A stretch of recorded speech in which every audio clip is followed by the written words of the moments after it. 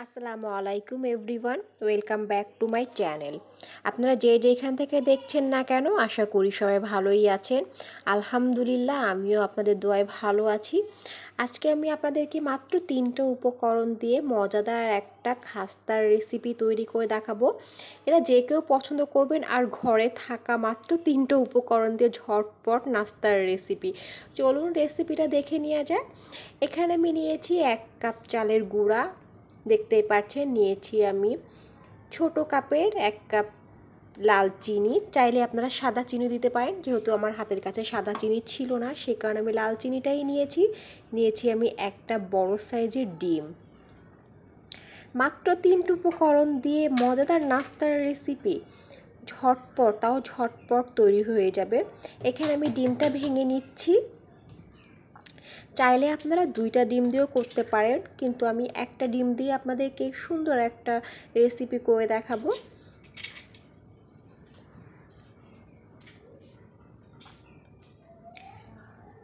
দিচ্ছি আমি হাফ কাপের মতন চিনি। আপনারা যে যেমনটা মিষ্টি খেতে পছন্দ করেন আপনারা তেমনটাই মিষ্টি দেবেন। আমি এখানে আমার পছন্দ অনুযায়ী মিষ্টিটা দিয়ে নিয়েছি, যতটুকু আমি মিষ্টি পছন্দ করি। আমি ডিমের সাথে চিনিটা ভালো করে মিক্স করে নেব। একটু মিক্স করতে সময় লাগবে, যেহেতু আমি এখানে কোনো রকম পানি অ্যাড করছি না, সেই কারণে কিন্তু আমি ডিমের সাথেই চিনিটা মিক্স করে নিচ্ছি। চাইলে কিন্তু আপনারা আইসিং সুগারটাও দিতে পারেন। আপনারা চিনিটা কিন্তু ব্লেন্ডারে দিয়ে ব্লেন্ড করে তারপর দিতে পারেন, তাহলে অল্প সময়ের মধ্যেই চিনিটা মিক্স হয়ে যাবে। আমার চিনিটা সুন্দর করে এগের সাথে মিক্স হয়ে গেছে, দেখতে পাচ্ছেন। পর্যাপ্ত পরিমাণ কিন্তু চিনি থেকে পানি ছেড়েছে, সেই কারণে আমি ভালো করে মিক্স করে নিচ্ছি।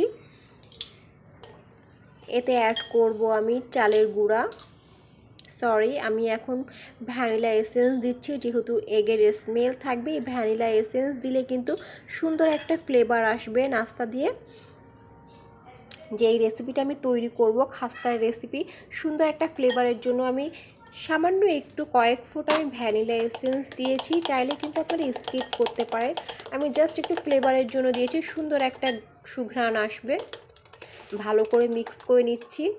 অ্যাড করছি আমি চালের গুঁড়া। আমি এখানে অল্প অল্প করে চালের গুঁড়া অ্যাড করব, যাতে সুন্দর করে মিক্স হয়ে যায়। আপনারা যদি চালের গুঁড়াটা যদি পরিমাণটা বাড়িয়ে দিতে চান, তাহলে কিন্তু 2টা এগ ইউজ করবেন। আমি যেহেতু 1 কাপ চালের গুঁড়া নিয়েছি, আর আমার ডিমটাও বড় ছিল, সে কারণে কিন্তু আমার একটা ডিম দিয়ে হয়ে গিয়েছে। তারপর বাদবাকি চালের গুঁড়াটাও আমি অ্যাড করে দিচ্ছি। আপনাদের যদি চালের গুঁড়াটা বেশি হয়ে যায়, তাহলে সামান্য একটু পানি ইউজ করতে পারেন। যেহেতু আমার একটা বড় ছিল, আমার পানি টানি কিছু ইউজ করতে হয়নি। আমার কিন্তু এর দিয়ে সুন্দর একটা ডো তৈরি হয়ে যাবে। আমি অনবরত ভালো করে নাড়াচাড়া দিয়ে নিচ্ছি। এবার আমি হাত থেকে সুন্দর করে সফটি একটা ডো তৈরি করব। যদি আপনাদের এই মিশ্রণটা একটু পাতলা হয়ে যায়, তাহলে কিন্তু একটু চালের গুঁড়া অ্যাড করবেন, এবং যদি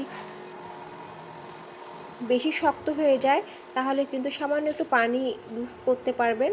আমি খুব সফটলি একটা ডো তৈরি করে নিয়েছি, দেখতে পাচ্ছেন ফ্রেন্ডস।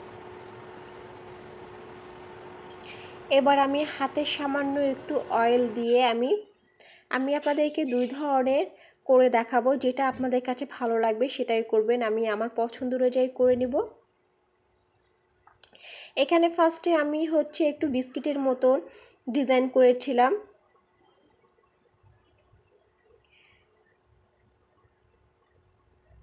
আপনাদের পছন্দ অনুযায়ী করতে পারেন, কিন্তু এই ডিজাইনটা না আমার কাছে তেমনটা ভালো লাগছিল না, সেই কারণে কিন্তু আমি জাস্ট আপনাদের দেখানোর জন্য করছি। আপনাদের পছন্দ অনুযায়ী যে কোনো পছন্দ অনুযায়ী আপনারা ডিজাইন করতে পারেন। যেহেতু আমি লম্বাটিভাবেই করেছি, যেহেতু এই ধরনের ডিজাইনটা কিন্তু বাচ্চারা বেশি পছন্দ করে, সে কারণে আমি এই লম্বাই করেছি। আমার রেসিপিটা যদি আপনাদের কাছে একটু ভালো লেগে থাকে, অবশ্যই একটা লাইক এবং চ্যানেলটি সাবস্ক্রাইব করে পাশে থাকবেন। একদম ঝটপট কিন্তু এই মজাদার নাস্তাটা তৈরি হয়ে যায়, মাত্র একটা ডিম দিয়ে মজাদার একটা নাস্তার রেসিপি। আমি এভাবেই করে সব লম্বা লম্বাভাবে সব আমি করে নেব। ফ্রেন্ডস, দেখতেই পাচ্ছেন আমার কিন্তু সম্পূর্ণটা করা হয়ে গিয়েছে ডিজাইন। এবার হচ্ছে আমি চলে যাব ভাজতে। আমি চুলায় প্যান উঠিয়ে দিয়েছি, আমার তেলটা অলরেডি গরম হয়ে গেছে।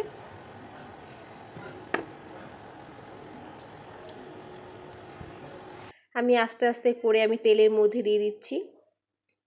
এটা কিন্তু মিডিয়াম জালে রাখতে হবে, পাওয়াটা বাড়িয়ে দিলে কিন্তু উপরটা লাল হয়ে যাবে, ভিতরে কিন্তু কাঁচাই থেকে যাবে, খেতে কিন্তু ভালো লাগবে না। মিডিয়াম আঁচেই কিন্তু এটা ভাজতে হবে এবং সুন্দর একটা কালার চলে আসবে সেই পর্যন্তই আমাকে ভাজতে হবে। এই খাস্তার রেসিপিটা যে এতটাই মজাদার, আপনারা যারা খাননি তারা কিন্তু একবার খেলেই কিন্তু বারবার এটা খেতে ইচ্ছে করবে, আর ঝটপট কিন্তু এটা তৈরি করে নিতে পারবেন। আর যেহেতু বর্ষা বর্ষা হচ্ছে, বৃষ্টি হচ্ছে, সেই বিকালের আড্ডায় কিন্তু চার সাথে এই নাস্তাটা অসাধারণ লাগে।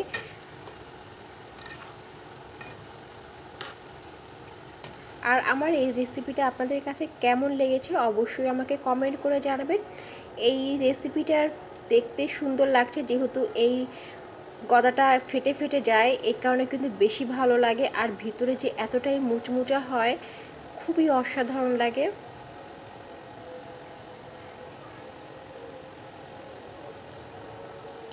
সুন্দর একটা কালার আসছে। আমি বাদবাকিটাও এভাবে ভেজে নেব।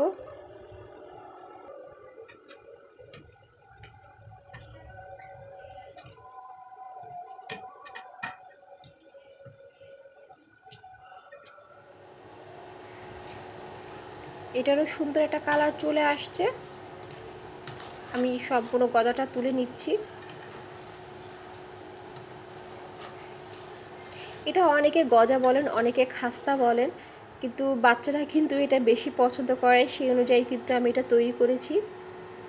আর এটা এতটাই মচমচা হয়েছে যে শব্দতেই কিন্তু আপনারা বুঝতে পারছেন, ওপরটা খুব শব্দ হচ্ছে কিন্তু খেতে অসাধারণ লাগে, এবং ভিতরে কিন্তু খুব সফটি একটা জিনিস।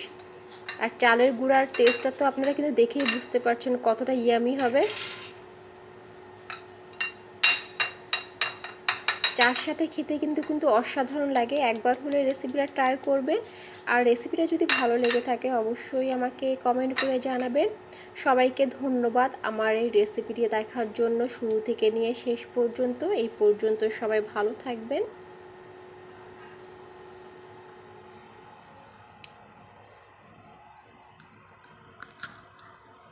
কতটা ক্রিস্পি হয়েছে আমি আপনাদেরকে খেয়ে দেখাচ্ছি। একবার হলো রেসিপিটা ট্রাই করবেন।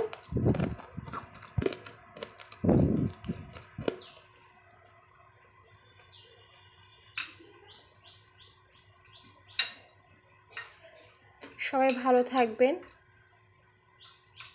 আল্লাহ হাফেজ। আসসালামু আলাইকুম।